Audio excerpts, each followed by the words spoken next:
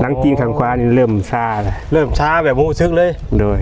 คันว่าภาษาพื้นบ้านเฮาว่าเป็นฝีในท้องโอ้คันว่าภาษาหมอก็ว่าเป็นน้องในท้องนะมีน้องในท้อง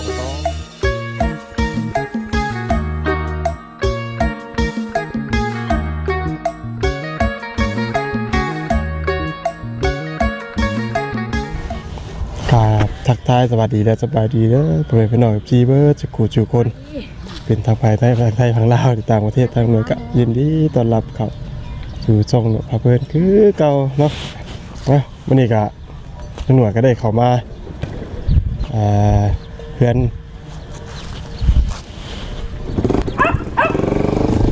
เนาะเพื่อนที่ว่าของไอ้น้องเลยพี่น้องเนาะหน่วยก็ไม่ได้เคยเข้ามาตาเดียวมาไอ้บ้านพี่น้องเนี่ย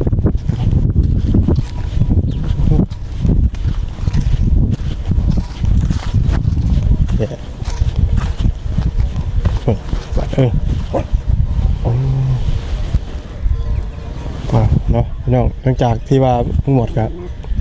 มาแต่เหนือกันยังไม่ได้ถ่ายงานหรือว่าลงคลิปจ้าเถื่อเนาะที่คลิปนี้อาจจะเป็นคลิปแรกเนาะพี่น้องเพราะว่า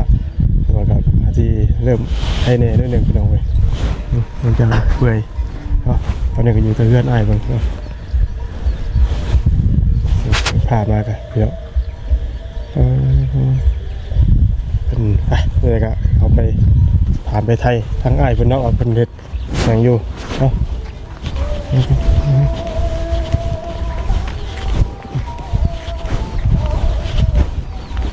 สบายดีเด้อสบายดีอ่ะเดี๋ยวเฮ็ดอย่างอยู่นี่โอ้ยฮะโอ้ยเนี่ยกินทีแรกทำว่าโซ่เลยโอ้หุ่นมันจะเดี่ยงเป็นเดี่ยงไก่เนาะเอ้าเมื่อกี้นี่เอื้อยเพิ่นไปใช่ไหมไปหาหมอเพิ่นบ่สบายโอ้ไปหาหมอ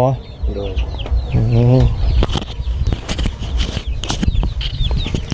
ไม่ไอ้แล้วก่อนเด้อพี่น้อง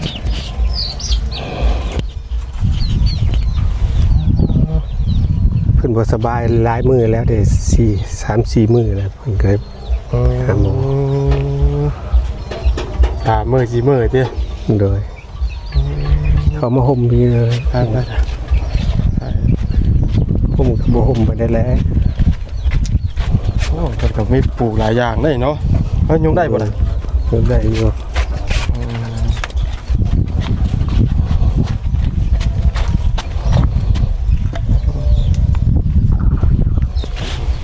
นั่งกันขออนุญาตนั่งกันนอนไม่ได้เนาะโดยยินว่าไอ้เป็นเนี่ยรู้จักใครวะก็บ่อยากมั่นใจไปได้แม่นบ่ตุ้งหนวดบ่เลยแม่นติดตามอยู่เลยแล้วก็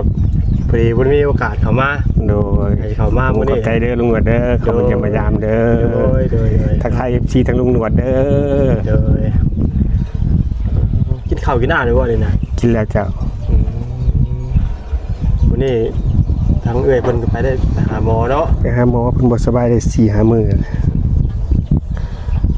ทั้งมีทั้งทีมงานเขามาหาไอ้บ่มื้อนี้ยังบ่ทันได้มีลุงหนวดเป็นคนแรกโดยให้ก็ลงมาที่เหนือบ่เจ้าฮะให้ก็ลงมาที่เหนือบ่โดยแม่ลงมาแต่เหนือเนี่ยลงมาก็ไข่กันแหละโดยอากาศมันเปลี่ยนไป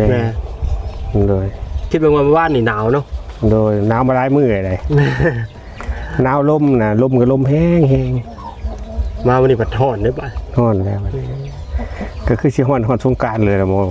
แม่นี่อีกบ่กี่มื้อเนาะอีก20กว่ามื้อ22-23 มื้อมื้อนี้ก็22มื้อนี้มีบุญบั้งไฟเด้อมื้อนี้อยู่บ้านบ่อยู่อันรักษา15โอ้บุญบั้งไฟมื้อนี้ครับ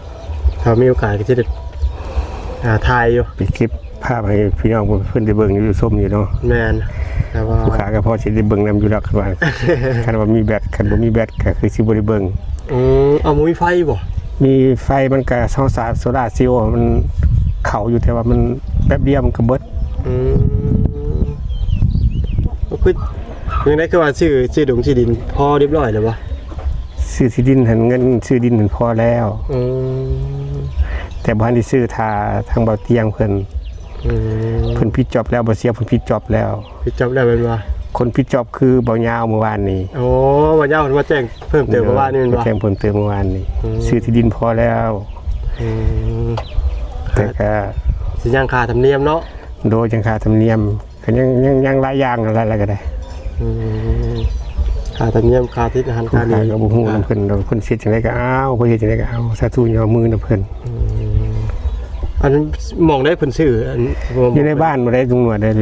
อยู่ในบ้านเพิ่นบ่โดยโอ้มันอยู่นี่ติบ่ตรงหนวดคิดว่าอยู่ใกล้ๆนี่บ่โอ้อยู่ทางวัดเพิ่นบ่ทางวัดพุ่นเลยทางเขาบ้านเพิ่นพี่น้องเอ้ยโดยเนาะเพราะว่าอย่างว่า FC เพิ่นหลายคู่หลายคนเพิ่นอาจจะบ่ฮู้เนาะโดยครับอันนี้คือเป็นมองเพิ่นอาศัยชั่วคราวเป็นมองมาขออาศัยเพิ่นอยู่ผู้ค้าบ่มีดินบ่มีดอนเอื้อยแล้วเพิ่นอยู่นี่หั่นเอื้อยผู้ค้านะฮะก็มาแต่ไทยโอ้เมื่อก่อนเจ้าเฮ็ดเวียกอยู่ไทยโดยเจ้าไปเฮ็ดเวียกหยังเฮ็ดอยู่โรงงานตู้เสื่อมเล็กงานเสื่อมอันขออนุญาตถามว่าอันมันแบบอันนี้จะเป็นมาแต่กำเนิดป่ะบ่ได้ว่าลุงผู้ค้าหาก็เป็นนี่แหละเป็นได้3ปี4ปีนี่แหละเป็นเส้นกระตุกอันนี้นะแต่เกิดขึ้นมาผู้ค้าก็แข็งแรงดีได้ครบ32เพิ่นได้ที่ว่าสั้นนี่ฮะก็เป็นได้เข้า4ปีนี่แหละน้องพี่น้องแบบสั้นเองเลยเด้อเนี่ยเนาะเกิดจากอย่างอันที่ว่าพอจับผู้ค้ากับบ่จักสาเหตุคือกันเพราะว่ามันเริ่มปลายนิ้วมือนิ้ว4นี่มันสั่นดิค่อยๆสั่นปลายนิ้วมือสั่นแต่นิ้ว4นิ้วเดียวนี่ทีแรกนิ้วเดียวนี่สั่นค่อยๆแล้วก็แห้งขึ้นเ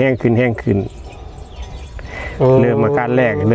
มันสั่นแต่นิ้ว4นิ้วเดียวนี่พอรู้สึกว่ามือสั่นแล้วก็สั่นลามไปเรื่อยๆลามไปคล้ายๆแบบเส้นประสาทเนาะโดยก็เส้นประสาทอะไรเพิ่นว่าแม่นบ่โดย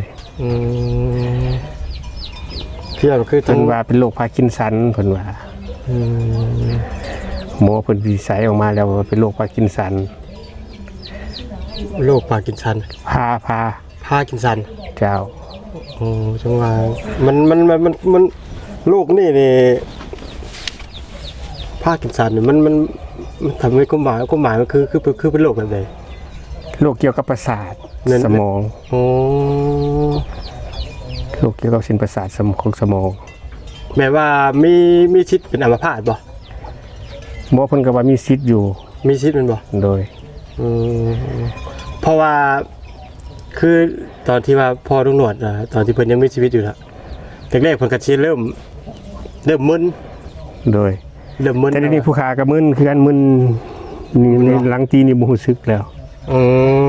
รู้สึกนิดหน่อยเดี๋ยวนี้หาก็เป็นมาได้3มื้อ4มื้อว่าหาก็เริ่มเป็นหลังขอโทษขออนุญาตนำเด้อ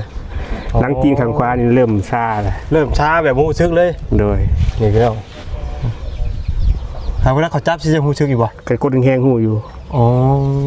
แต่กันซูนคือคอยนี่มันก็แบบซ่าๆไปซื่อๆเขาจับสิคือแบบบ่รู้สึกหยังโดยมันเริ่มแล้วเฮาก็ได้3-4มื้อตามสังเกตอาการที่ทางพอลุงหนวดเมื่อก่อนครับตอนเริ่มเป็นแรกๆนะ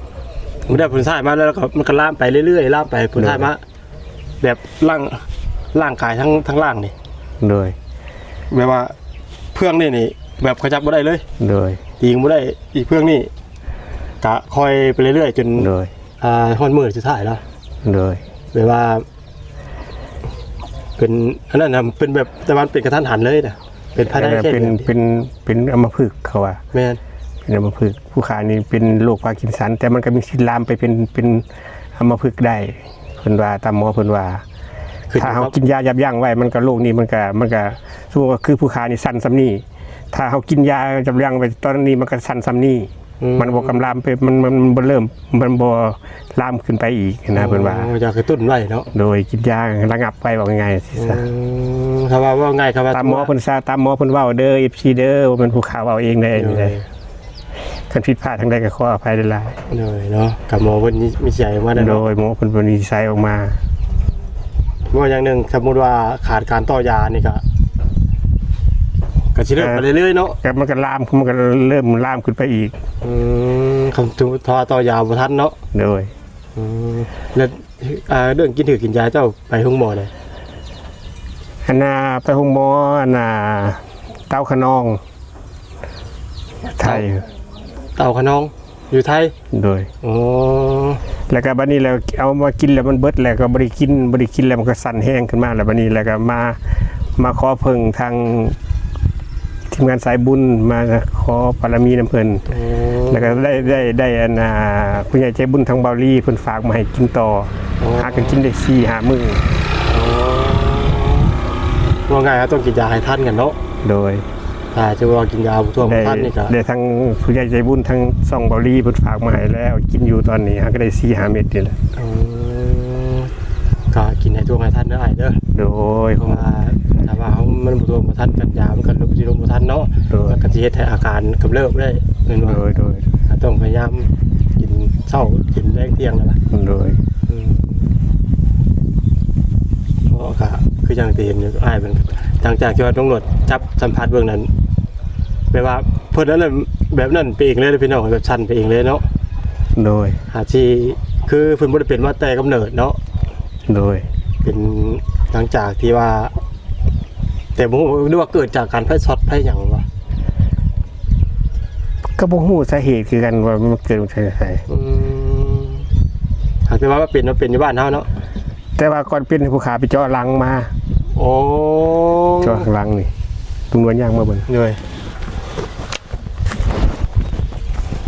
โอ้เจาะนี่บ่ โดย อ๋อนี่พี่น้องคนเจาะหลังนี่สาเหตุคือ อันน่ะเป็นคันว่าภาษาพื้นบ้านเฮาว่าเป็นฝีในท้อง โอ้ คันว่าภาษาหมอก็ว่าเป็นน้องในท้องนะมีน้องในท้อง อ๋อ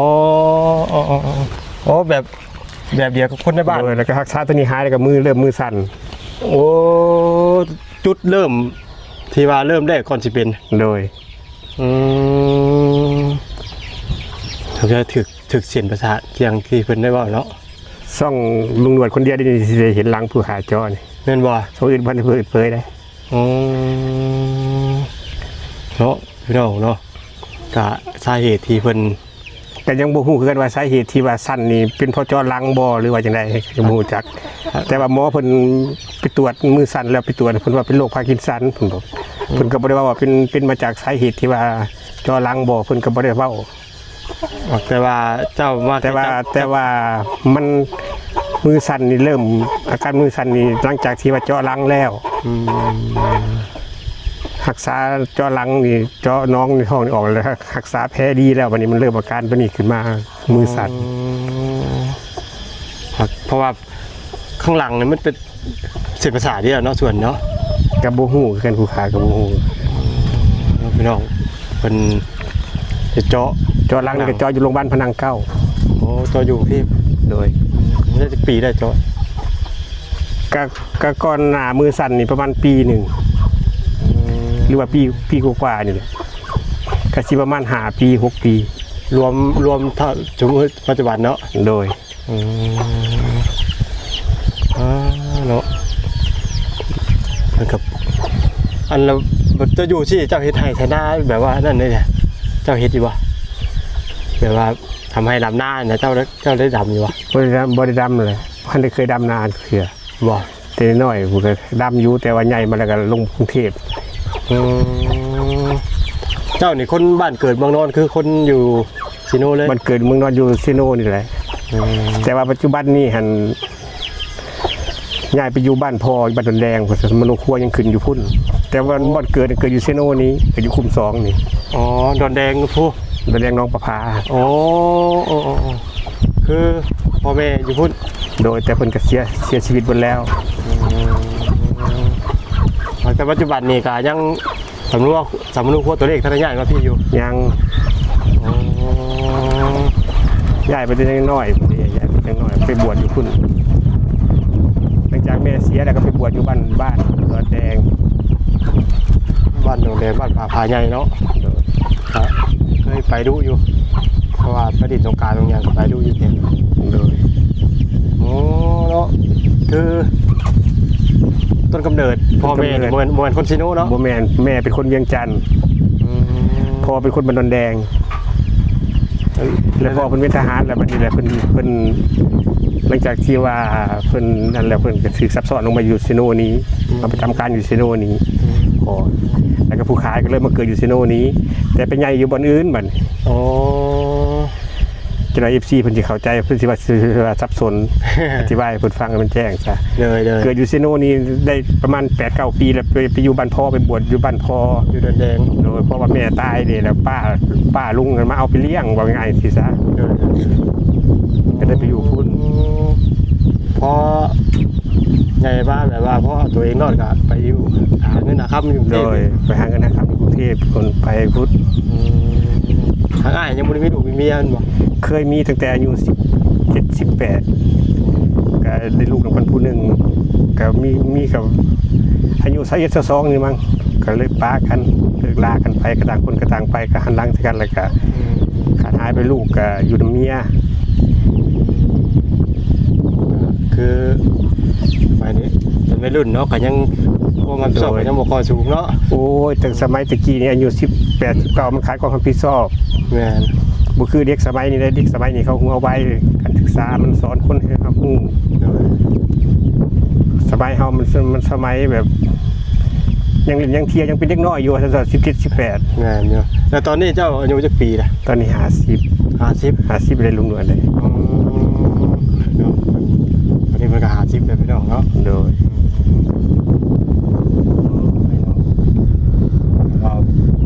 ว่าอย่างหนึ่งนี่คำที่อันเห็นเพิ่นแง่กันนี่จะเรียกนะลุงหนวดคิดว่าเพิ่นเป็นมาจากกำเนิดพี่น้องเว้ยเห็นในคลิปทั้งบ่าวเตียงทั้งทีมงานเฮาเนาะที่ได้เข้ามาถ่ายแต่ละคนนั่นแหละ โดย ที่นี่คือนี่พี่น้องพอคือนี่แบบ อันนั้นแหละผู้ขายยังว่าเป็นบาปเป็นกรรมอีหยังเนาะก็ยังว่าขาปูขาปลาหลายพุ่นบ่แต่เขายังน้อยพุ่นเนาะใส่เบ็ดใส่ก้างหาอยู่หากินนี่ครับ เขาบ่พื้นขา สีเสาให้เสานา ขาสัตว์ตัดชีวิตนี่มันถ้าว่าบางอย่างบางสิ่งหรือว่าเป็นสัตว์ที่จำเป็นต้องเลี้ยงปากเลี้ยงท้องมันก็จำเป็นต้องได้ขาเนาะ โดย เพราะว่ามันกับมันว่าจะเกิดส่วนจากส่วนไหนเนาะคิดแต่ว่าเพิ่น ถือว่าเป็นกรรมเป็นเวรของเฮาซะ เหนื่อยเนาะ เนาะลุงหนวดเนาะ เหนื่อย ถือว่าเป็นกรรมเป็นเวรของผู้ขายนี่แหละ งาน บ่ต้องไปโทษนั่นโทษนี่ เหนื่อย บ่โทษ ต้อง บ่โทษธรรมชาติว่าง่ายสิ บ่ต้องโทษพอดีอากาศเนาะ โดย มันอาจโอกาส มันเป็นเวรกรรมของผู้ขาถือมา เอาก็ใส่เวรใส่กรรมเพิ่นแล้วก็ไปละล่ะ ยังนี่เนาะยังไปง่ายแล้ว โอ้ก็ช่วยใส่เวรใส่กรรมดนเลยเถอะเป็นเวรเป็นกรรม บางทีอาจจะมีทางรักษาดีๆออก โอ้ยสาธุแล้ ได้ ว เนาะ มาเป็นสักษาทูนหลาย เฉพาะท่อมัน ก็บ่ได้ท้อได้ลุงหนวดได้แต่ว่าเพิ่นเว้าหั่นแหละเวรกรรมอะนะ เหนื่อย เกิดมาถ้าว่าสุขภาพเฮาบ่แข็งแรงนี่ก็เป็นเวรเป็นกรรมของเฮา เหนื่อย เพิ่นเกิดมาเพิ่นแข็งแรงก็เป็นสุขชะตาวาสนาของเพิ่นแต่เฮามีเวรมีกรรมเฮาก็อยากไปไวๆนะอยากวิทย์ว่าไงนะเฮาฮู้ได้ว่าเป็นเวรเป็นกรรม เนาะเป็นยังว่าพี่น้องใช้บ่ถือกะพอได้เนาะเพื่อกันแต่ว่า ยากปากมองนี่ก็ทุกข์ยากปากมองทุกข์ยากขาดแคลนนี่ก็เฮาหากินได้เด้ลุงหนวดเด้แต่ว่าก็ถ้าว่าเป็นพญาติเขาโตแล้วมันก็คือว่า เข้าใจ เสียทั้งสองอย่างหากินเลี้ยงชีวิตตัวเองก็บ่ได้ ยกตัวอย่างขนาดว่าลุงหนวดเป็นไข่มาจากที่ปน โดย ประมาณรวมๆแล้วกับเป็นทิศไปเลยทำนี่ก็ยังแบบแทบแบบว่า นั่นแหละเศร้าในระบบตอนนี้ ตอนนี้ว่าใครแน่อยู่นั่นนึง โดย เมื่อก่อนนั้นเป็นป่าลุงหนวดเปื่อยเบิดอันนี้ โดย มันฮอด คนในเนาะ แม่นหาทีใครแน่ได้เนาะไม่ได้กะลุงหนวดเขามากะบ่ได้ชื่ออย่างมาผ่าทั้งอ้ายเพิ่นพี่น้องเว้ย โดยมาเป็นเยี่ยมมายามกันดีใจแล้วลุงหนวดเอ้ย เลย เลยเห็นทีมงานมาเยี่ยมมายามมาแวะส้มก็ดีใจแล้ว เลยเนาะ ฝากอีพีเด้อขอมุกกับใจหลายๆเด้อ เลยเนาะกะไม่แต่ จะได้ล่ำลาทั้งอ้ายเพิ่นได้เนาะลืมถามว่าเจ้าชื่อ ชื่ออาจ อาจเนาะ โดย เนาะยันว่าทางอีพีลุงหนวดเพิ่นมาใหม่เนาะลุงหนวดมาใหม่เด้ โดย แล้วเพิ่นบ่ฮู้นำคืออ้ายอาจเนาะแต่ว่าเคยเพิ่นผู้หนึงนั้นไปได้ไปหาหมอเนาะเนาะเดี๋ยวแต่ทางอ้ายเพิ่น ไปหาหมอเพิ่นบ่ไหว้เพิ่นฟื้นมาหลายมื้อเลย เป็นไข่เนาะช่วงนี้พี่น้องเอ้ย โดย อากาศจะได้ลำลาเลยเนาะพี่น้องเนาะ โดยขอบคุณใจหลายๆเด้อลุงหนวดเด้อ โดยนี่ก็เป็นเดือนซ่านของทั้งไอ้อาจเพิ่นแต่ตอนนี้ก็เรื่องกินตอนหยาเพิ่นก็ ขึ้นแล้วเด้อลุงหนวดเด้อขึ้นเด้อ โดยเนี่ยเพื่อนเพิ่นกับพี่น้องเลยก็ตามสภาพเนาะตอนนี้กำลังทำเรื่องซื้อดินเนาะพี่น้องแต่ว่าเรื่องซื้อดินตอนหญ้าดินตอนหญ้าที่ว่าอ้ายเพิ่นว่าพอแล้วป่ะที่จบส่วนนี้เนาะก็อาจจะยังข้างค่าส่วนเอิ้นว่าจังไดแบบค่าธรรมเนียมพี่น้องเว้ยค่าธรรมเนียมในการที่ใช้จ่ายเนาะซื้อที่สิวันน้ำก็ต้องมีค่าธรรมเนียมชาเส้นนั้นเส้นนี้เนาะก็ต้องมีด้วยพี่น้องเว้ยส่วนนั้นส่วนนี้เนาะแต่ว่าเรื่องงบประมาณที่สมทบเข้ามาซื้อดินนะทางบ่าวยาวเพิ่นก็ให้เข้ามาแจ้งเพิ่มเติมน้ำประมาณนี่พี่น้องถือว่าพอนาทีเรียบร้อยบ่าวยาวเพิ่นมาพี่น้องสวัสดีเด้อบ่าวยาวเพิ่นโอ้เพิ่นอยู่ใกล้สบายเนาะเล่มาเลยนี่ฮะไก่วะเจ้าบรับไปเลยออกไปทั้งสิบอได้ออกไปทั้งไม่ได้ปะอะไรเป็นหน้าเลยนะมุยทางเนาะอ๋อจะได้ยังมากินเนี่ย ได้ลาบเจ้าอาจจะระเบือลาบ พี่น้องเนาะการจังเนี่ยข่อยจะได้ไปนี่ก่อน จบแล้วบ่ จบแล้วข่อย หักแล้วเห็นไหมสบายดี ได้ สบายดีพุ่น ตัวพี่น้องเสียงมันจะจันห้องยั่วอยู่พี่น้องเลยมันจะจันเริ่มห้องแล้วแถวนี้พี่น้องเลยทั้งบ้านทุกหลังกันลายเลยมันจะจันเสียงเลยแต่สาชื่อตังเนาะอาทิตย์มันจะจันพี่น้องเลยน้องบรรยากาศดุ้งหน่วยก็ได้มีโอกาสเข้ามาถามไทยทั้งไออาจเนาะเรื่องชีวิตใช่ชีวิตประจำวันการอยู่แต่ละมื้อแต่ละเว้นเนาะกับเรื่องที่ลงที่ดินเพิ่นเนาะเพิ่นกะว่าปิดจบแล้วพอแล้วเนาะเดินที่ดินเนาะก็ที่ว่าปิดจากทางเมายาวเนาะมันได้มาแจ้งวาดนี่พี่น้องเลยก็ถือว่าพอแล้วส่วนหนึ่งกับยังที่เหลือส่วนที่ขาดทำเนียมเนาะนี่ก็จังที่ขาดหลายอย่างนี่แหละพี่น้องเลยเนาะค่ะกับพี่เตฝากให้เพื่อนพี่น้องFCเนาะฝากกดไลค์กดแชร์กดเป็นกำลังใจให้กับเรื่องหนวดเด้อเพื่อเรื่องหนวดก็จะได้มีกำลังใจถ่ายคลิปลงคลิปใหม่ๆทั้งเพื่อนพี่น้องFCได้เบิ่งได้ชมกันไปเรื่อยๆเนาะก็สำหรับคลิปนี้ก็ให้เพื่อนพี่น้องFCอยู่ดีแห้งสุขภาพร่างกายรับด้วยมือทองเพลงมันฟังเบอร์จุกคนเนาะสำหรับคลิปนี้ก็ดีบาย